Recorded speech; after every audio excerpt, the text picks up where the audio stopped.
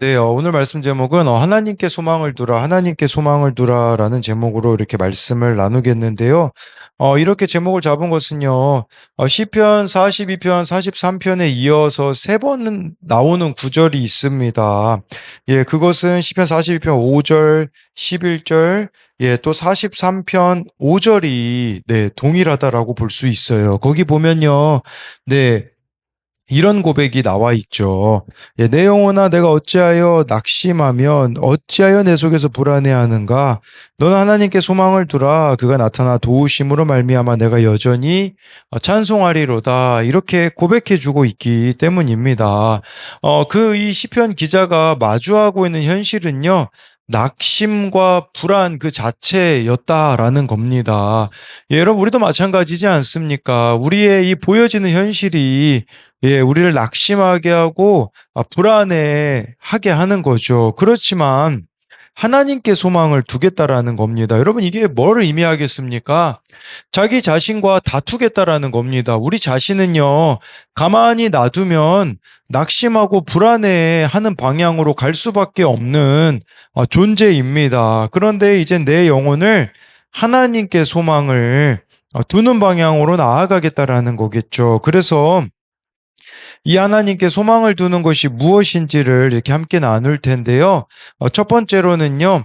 하나님께 소망을 두는 것은 무리와 동행하며 함께 예배하는 것입니다. 1, 2절인데요. 하나님이여 사슴이 시냇물을 찾기에 갈급한 같이 내 영혼이 주를 찾기에 갈급하니이다. 내 영혼이 하나님 곧 살아계신 하나님을 갈망하나니 내가 어느 때에 나아가서 하나님의 얼굴을 배울까? 여러분 오늘 말씀 그 위에 보면요. 고라자손의 마스길 이렇게 나와 있거든요. 예, 그래서 뭐 마스길이라는 의미는 뭐 깨닫다, 생각하다라는 뜻도 있고요. 예, 또 이것은 묵상 또는 교훈으로 번역이 되는데요.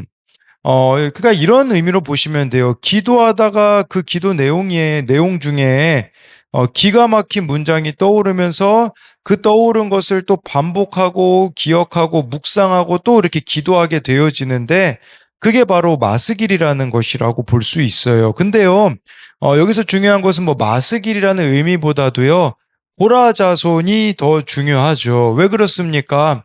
여러분, 이 고라자손이 어떤 자손이냐면요, 그 모세를 에게 반역을 일으켰던 자손입니다. 참 이렇게 하나님을 섬기는 자손이었지만, 예, 이렇게 모세에게 반역을 일으켜가지고, 예, 또 이렇게 죽음을 맞이했었던, 예, 그런 자손이라고 볼 수 있겠죠.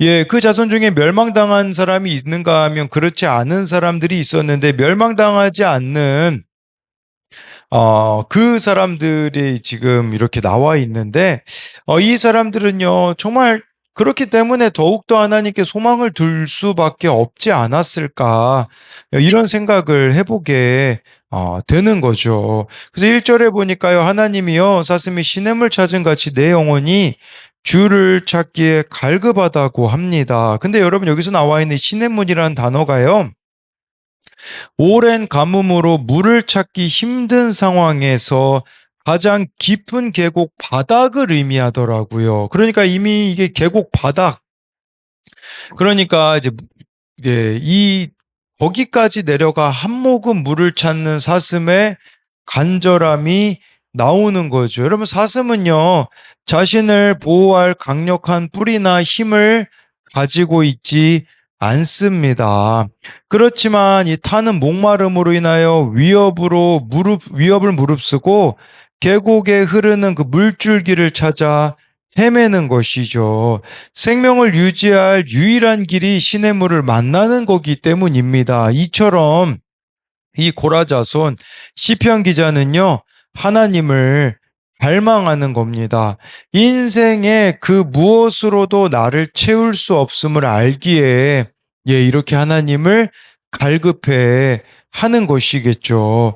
2절에 하나님 얼굴을 뵙기를 갈망한다라는 것은요, 하나님의 임재를 사모하는 것입니다. 영혼의 목마름은 오직 살아계신 하나님을 만나야지만 해결이 되기 때문입니다. 하나님이 생명의 근원이시기 때문인 것이죠. 3절 4절을 이어서 보면요. 사람들이 종일 내게 하는 말이 내 하나님이 어디 있느뇨 하오니 내 눈물이 주야로 내 음식이 되었도다. 내가 전에 성의를 지키는 무리와 동행하여 기쁨과 감사의 소리를 내며 그들을 하나님의 집으로 인도하였더니 이제 이 일을 기억하고 내 마음이 상하는도다라고 나와 있어요. 3절에 보면요. 이 시편 기자가 하나님께 대한 갈망이 큰 이유가 나옵니다. 예, 그가 마주하고 있는 현실은 사람들이 종일 뭐라고 말하냐? 하나님이 어디 있느냐고 비웃는 거죠. 그렇기 때문에 내 눈물이 주야로 내 음식이 되었다고 하는데요. 여기서 이 음식이라는 것은요. 매일의 일정한 몫을 나타내는 은유적인 표현이에요. 그러니까 시인에게 이 슬픔은 음식과 같이 매일 경험해야 하는 일정한 몫이 되었다라는 겁니다. 여러분, 이때 우리에게 참 중요한 게 있어요. 내 귀에 들리는 소리를 그대로 들을 것인가? 내 눈앞에 보이는 현실을 그대로 받아들일 것인가? 라는 거죠. 이때 우리들에게 필요한 것은요, 사절이 생각나야 합니다. 예, 사절에 이런 현실 속에서 이 시편 기자는요, 하나님과 함께 했던 그 과거의 일들을 회상합니다. 사절에서 말하는 이 성의를 지키는 무리와 동행하는 것이란 이것은요, 예루살렘으로 올라가 예배하며 온 이스라엘과 축제에 참여한 일을 말하는데 쉽게 말하자면 공동체와 함께 했던 예배를 회상하는 겁니다. 여러분, 이처럼 우리는요, 어떤 고난에서도요, 공동체와 함께 예배해야 합니다. 나 혼자가 아닌 공동체에 속하는 것이 하나님을 간절히 구하는 원동력이 되기 때문입니다. 여러분, 공동체 함께 예배하다 보면요, 그 영향력을 받을 수 있는 것 같아요. 정말 그 가운데 영적으로 살아있는 자의 또 영향력을 받는 것도 포함이 되겠죠. 김양재 목사님이 쓰신 100% 응답받는 기도라는 책에 보면요, 한 집사님이요 42 나이에 또 임신을 했다고 합니다. 4번이나 미숙아를 출산했고 그나마 2 아들을 먼저 하늘로 보낸 경험이 있었기에 5번째 임신 사실을 알고 집사님은 눈앞이 캄캄했다고 합니다. 시부모님도요, 그렇게 고생을 하고도 또 아이를 낳고 싶느냐라고 반대했고요. 의사도 태아 상태가 좋지 않으니 포기하라고 했다고 합니다. 그러나 낙태가 죄인 줄 알기에 집사님은 아이를 낳기로 결정했습니다. 불안과 고통 가운데 임신 32주째 2.2kg밖에 안 되는 아들이 태어났습니다. 아이를 키우며 집사님이 겪어야 했던 고난은 끝이 없었습니다.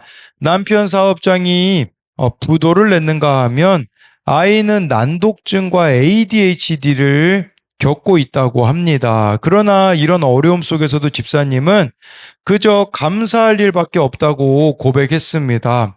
그 이유는요, 공동체의 사랑과 교회의 양육을 통해 이 모든 상황을 받아들이고 견뎌낼 힘을 주시는 하나님께 소망을 두게 되었기 때문이라고 합니다. 여러분, 이처럼 공동체의 그 사랑이 바로 능력이라는 것을 말씀을 드리는 거죠. 그래서 이것에 대한 2가지 적용도요. 나는 고난 속에서도 하나님을 향한 갈망을 잃지 않고자 어떤 노력을 합니까? 또 한 가지는요. 공동체와 함께 예배하며 소그룹 모임에 참여하며 어려운 현실을 이겨내고 있습니까? 정말 여기 이 4절에 그렇게 함께 예배했던 것을 기억하고 있는 이 시편 기자처럼 우리 또한 이렇게 어려운 현실을 공동체와 함께 이겨나가고 있느냐라는 겁니다. 두 번째로요, 하나님께 소망을 두는 것은 여전한 방식으로 살아가는 것입니다. 5절에요, 내 영혼아, 내가 어찌하여 낙심하며 어찌하여 내 속에서 불안해하는가? 너는 하나님께 소망을 두라. 그가 나타나 도우심으로 말미암아 내가 여전히 찬송하리로다. 네, 여기 보면 뭐 이 5절이 오늘 말씀에 전체적으로 이제 세 번 나온다고 말씀드렸잖아요. 뭐 11절도 나오고 43편 5절에도 나오는데요. 예, 탄식 속에 있는 자신을 향해 하나님을 소망할 것을요. 예, 지금 시편 기자는 스스로에게 명령하고 있습니다. 네, 자기 자신을 향하여서 여기 보면요. 어찌하여 낙심하며, 이걸 원어로 보면요. 절망 속에서 녹아져 사라질 것 같이 낮아져 라는 의미를 가지고 있어요. 그럼 낙심이라는 게요. 절망 속에서 녹아져 사라질 것 같이 낮아진다 라는 의미가 있고요.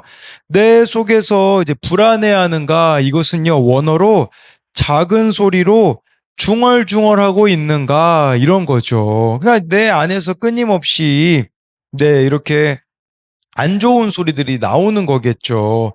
그 스스로에게 하나님께 소망을 두라고 예, 명령하고 있습니다. 왜 이렇게 명령을 내릴 수 있겠습니까?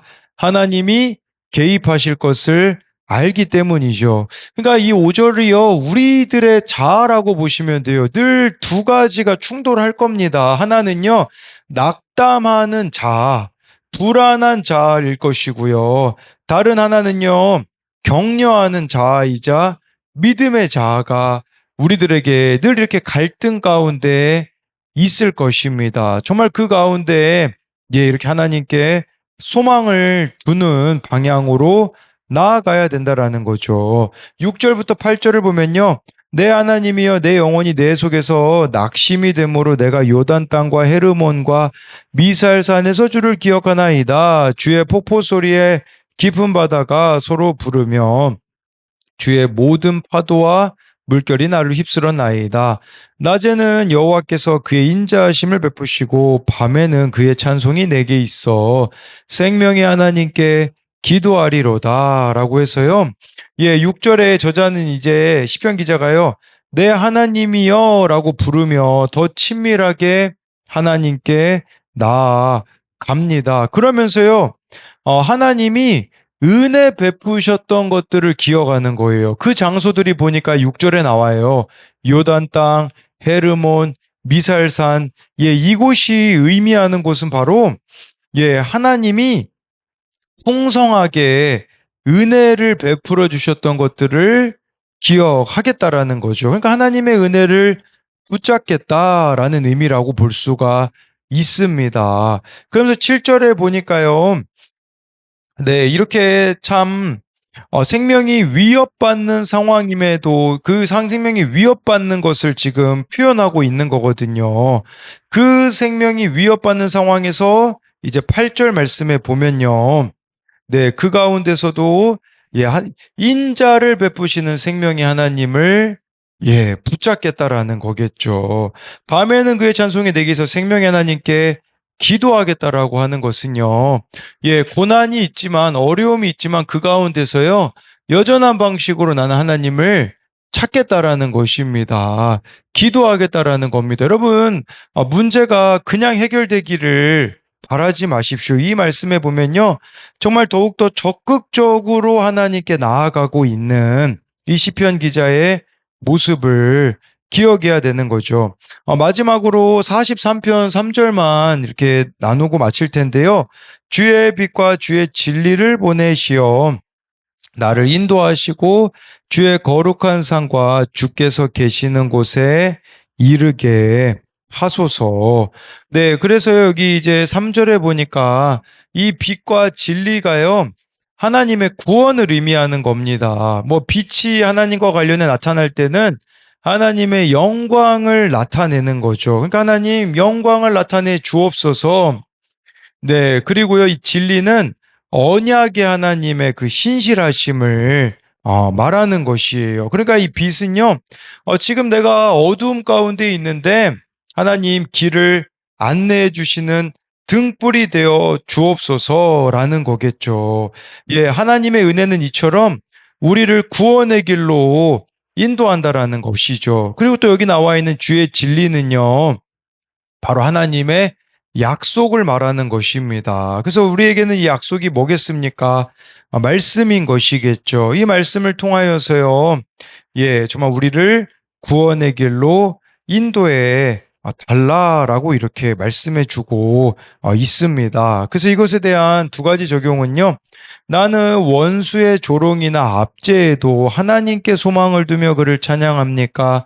아니면 낙심에 빠져 불안해 합니까? 또 한 가지는요, 어려운 상황 속에서 주의 빛과 주의 진리의 인도하심을 경험한 적이 있습니까? 네, 기도하겠습니다. 살아계신 하나님, 오늘 말씀에 고라자손의 마스길이 나옵니다. 이 고라자손, 세상적으로 말하면 망한 집안이 아니었겠습니까? 망한 가문이 아니었겠습니까? 정말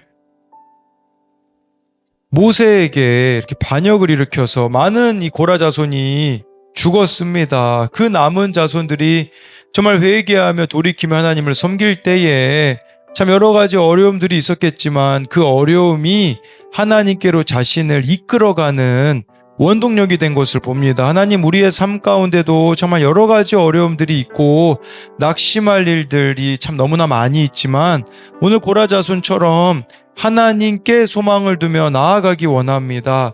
그리하여서 눈에 보이는 현실을 보는 게 아니라 내가 정말 잊고 있었던 것들을 다시 기억하기 원합니다. 그게 무엇입니까? 정말 오늘 말씀에 이 고라 자손이 함께 예배했던 것들을 기억하며 나아가며 하나님께서 또 은혜 베풀어 주셨던 그 장소들을 기억하며 나아갈 때에 하나님, 그 현실의 어려움들을 하나하나 이렇게 이겨나가는 이 모습을 보며 우리에게도 늘 두 가지 자아가 싸우게 되어집니다.